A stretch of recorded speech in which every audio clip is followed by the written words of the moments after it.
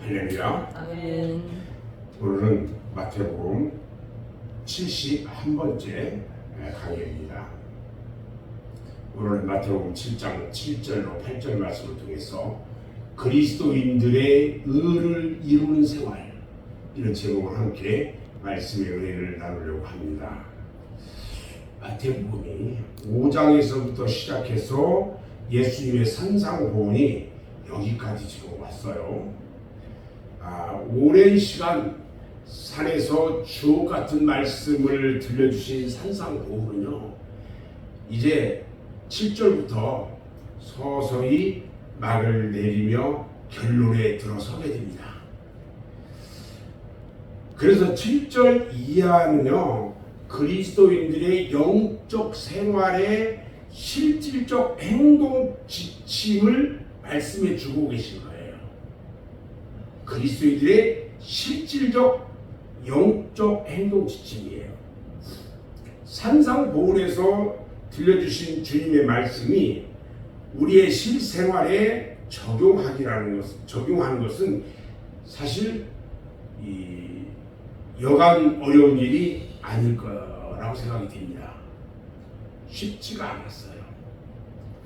많은 하나님의 백성들은요, 주님이 말씀하신 대로 살기 위해서 힘껏 노력하지만 번번이 실패해요.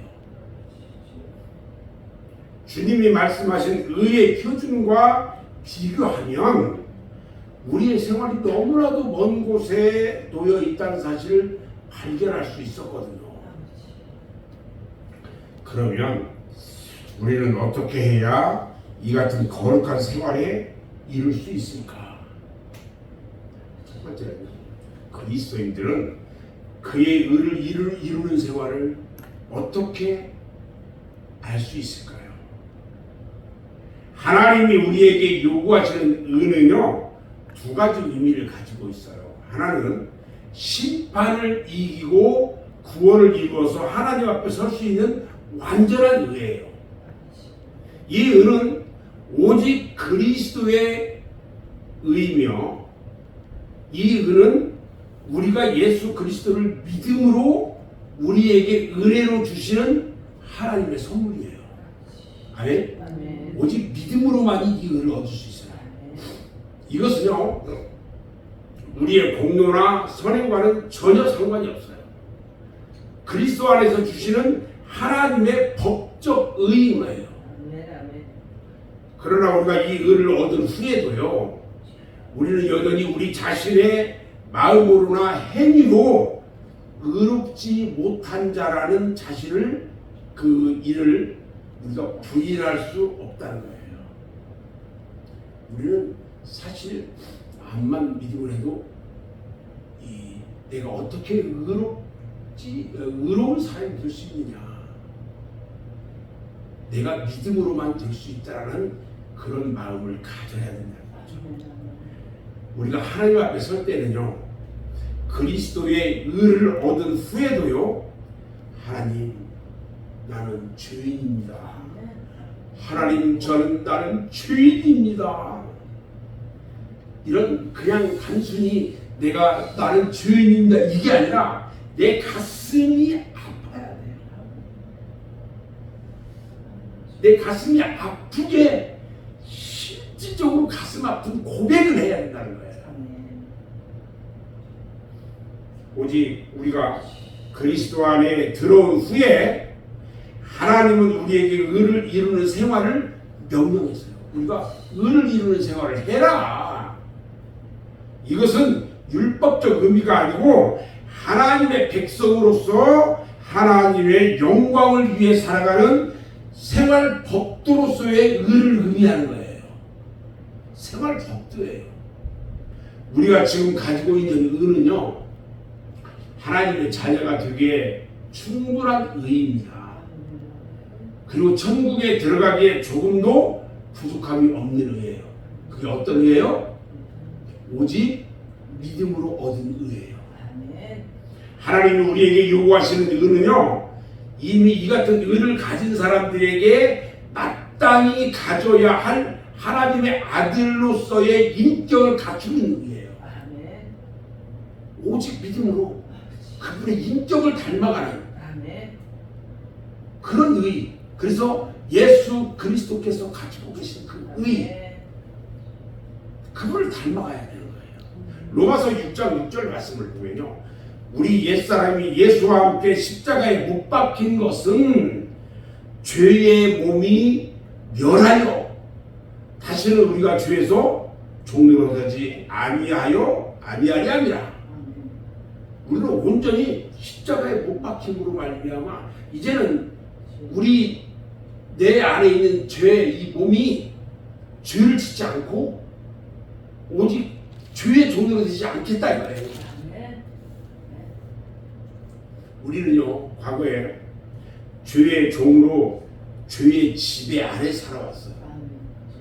그 죄에서 벗어나서 하나님의 자녀가 된 후에 어떻게 지난날 우리가 살아온 죄 아래서 계속 살아갈 수 있는 것일까?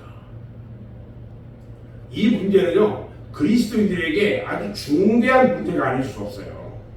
이 일은 우리의 힘으로는 불가항력적인 일이에요.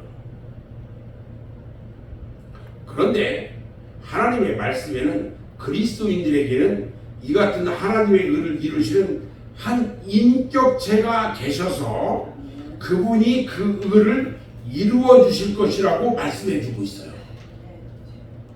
한 인격체가, 하나님의 의를 이루시는 한 인격체가 계셔서 그분이 그 의를 이루어 주실 거예요.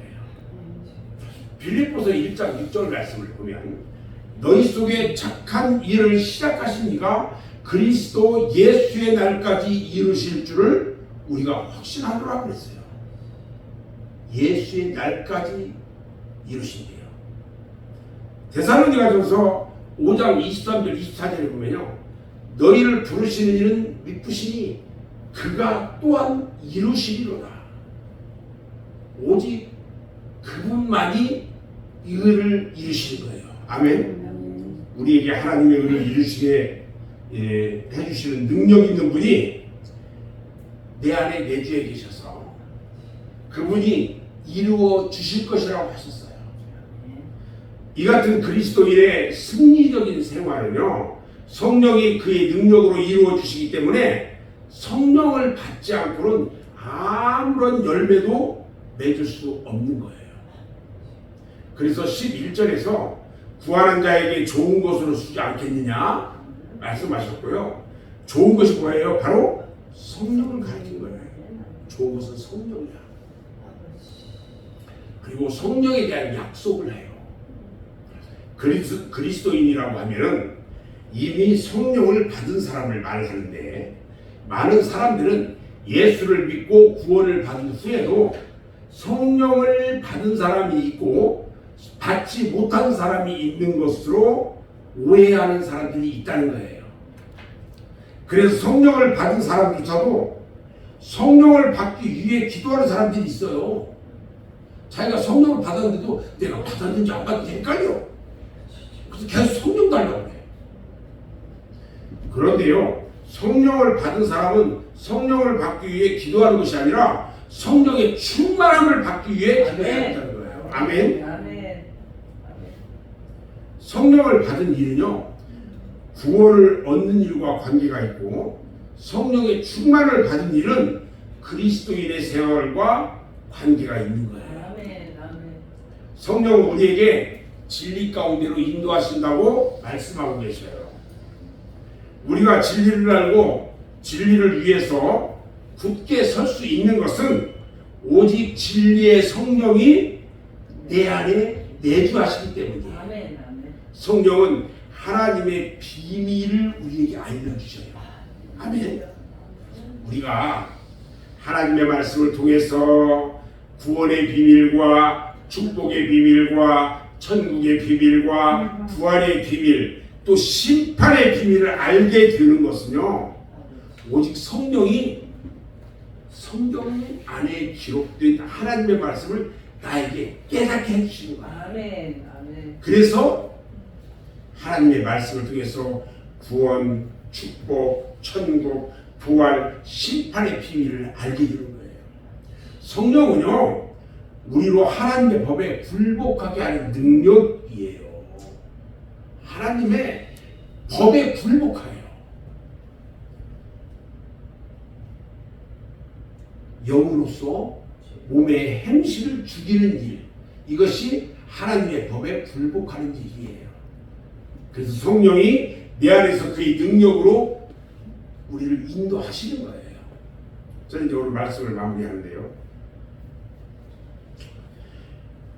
우리가 구하는 일이나 찾는 일이나 두드리는 일은요, 그리스도인의 일상생활에 반드시 따라야 할 일들이에요.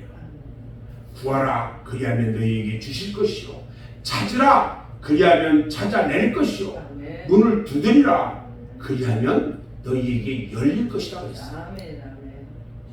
우리가 이런 일을 효과 있게 하려면은 우리의 생애를 새롭게 하시는 하나님의 능력을 받아야 하는 거예요. 이 능력이 오직 성령이 주시는 능력이에요. 아멘. 그리스도인의 생활은 성령의 능력이 아니면 아무것도 할 수 없는 거예요. 그리스도인의 첫째 조건은 그래서 뭐냐? 성령을 받음으로 거듭나는 일이고, 그 다음에 이 성령을 충만히 받아서 하나님이 기뻐하시는 열매를 맺는 일이에요.